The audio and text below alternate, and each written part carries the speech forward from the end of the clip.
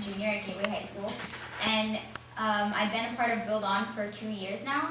And at first I started, so BuildON is a nonprofit organization, and we work with 3 core programs, which is global education, which is providing youth in the Bay Area with education about what's going on in the world and the different issues that the world is faced with. And another is sponsorship. So we're trying to raise money to go on a program called Trek for Knowledge, which is where we take students from different chapters of the BuildON club, and we bring them to developing countries to build a school there.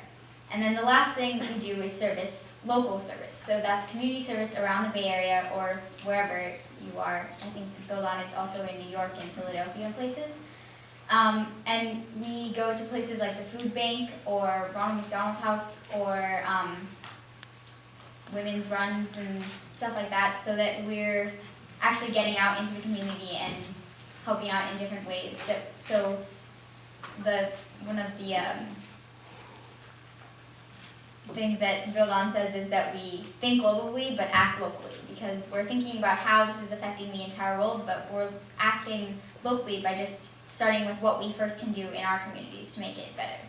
So I first started BuildON as a sophomore, needing a lot of community service hours, because we need 100 community service hours to graduate, and I hadn't done any.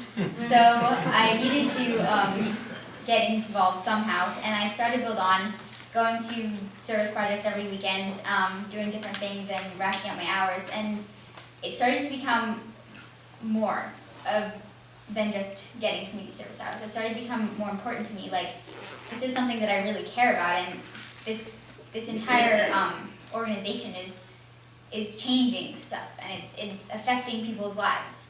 And so last year, when our program coordinator posed this thing of sending our entire club, and not just 2 people, because usually only 2 people get to go from every club, we want to send our entire club to a developing country and build a school. And we're trying to go to Malawi, Africa this year.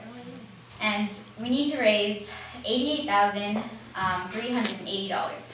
And that's to get us there, to get the construction, to build a school, and to send the adult advisors to help us. And we don't have a lot of money yet, but we're still working really hard, and everyone's participating and sending out letters, and we're planning on talking to companies and organizations throughout the Bay Area to see if everyone can get involved in this. And I think that one of the main things that we've been talking about today is being a teenager, and specifically a 16-year-old, which I can say that I am now.